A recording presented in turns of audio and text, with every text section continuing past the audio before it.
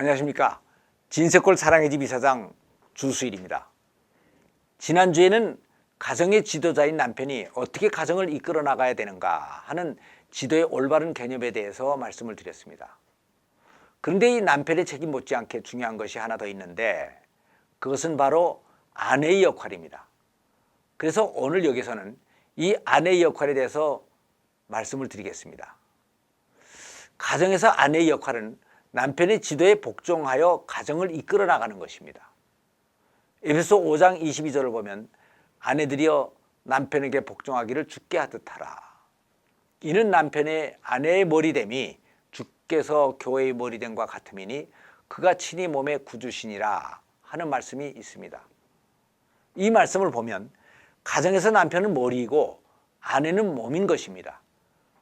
그래서 아내의 가정에서의 첫 번째 의무는 머리인 남편의 지도를 받아들이고 여기에 기쁨으로 복종하는 것입니다.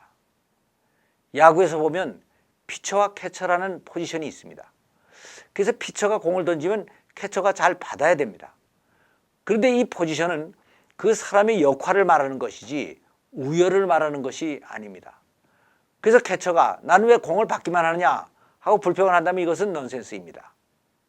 가정에서 흔히 아내들에게 남편에게 복종을 해야 된다고 하면 왜 우리만 남편에게 복종해야 되느냐 하고 이의를 제기합니다. 이것은 그동안 복종이라는 말의 의미가 많이 왜곡되어 왔기 때문입니다. 그래서 아내들이 기쁨으로 복종하게 하기 위해서는 먼저 이 복종이라는 말의 개념부터 또 바꿔야 되는 것입니다. 일반적으로 대부분의 아내들이 복종이라는 것은 힘이 약해서 굴복을 당하고 지배를 받는 것으로 생각을 해왔습니다.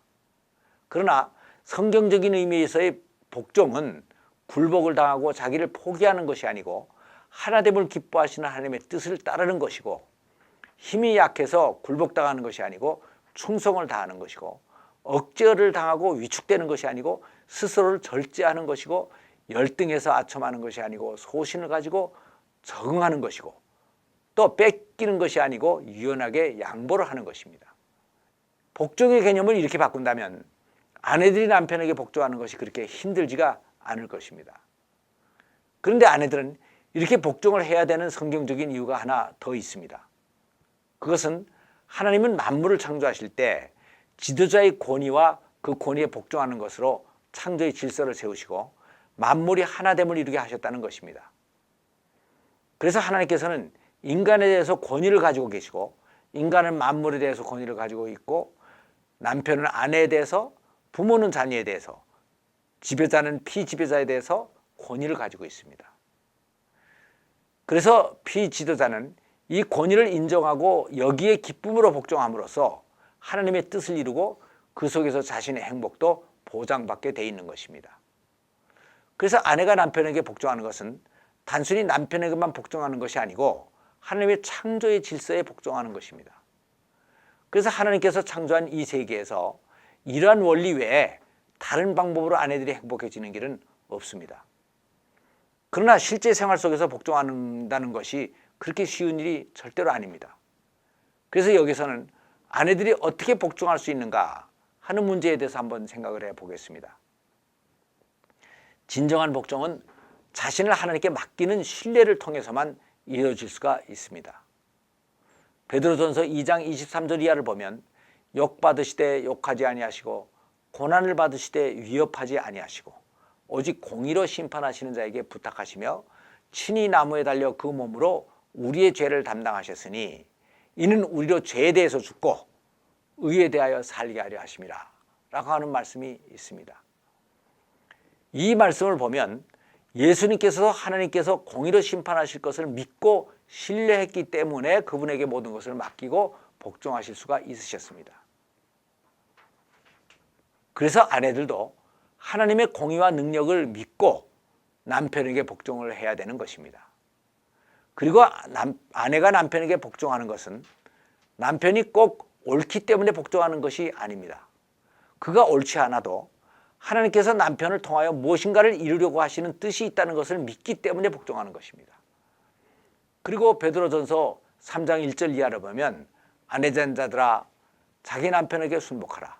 이는 혹 도를 순종치 않는 자라도 말로 말미암지 않고 그 아내의 행위로 말미암아 구원을 얻게 하려 함이니 너희의 두려워하며 정결한 행위를 범이라 라고 하는 말씀이 있습니다. 이 말씀은 믿지 않는 남편이나 잘못된 남편이라 할지라도 하나님께서 뜻이 있으셔서 남편으로 삼게 하신 것이니까 임의로 판단하지 말고 일단 복종을 하면서 때를 기다리라는 것입니다. 그래서 복종한다는 것은 이런 하나님의 뜻을 바로 아는 지혜가 필요하고 복종할 수 없을 때에도 그럼에도 불구하고 복종을 해야 하는 믿음이 있어야 되는 것입니다. 그리고 또 로마서 13장 1절을 보면 각 사람은 위에 있는 권세들에 굴복하라.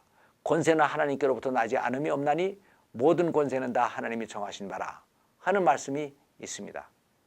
이 말씀을 보면 아내가 남편에게 복종하는 것은 하나님이 정하신 질서입니다.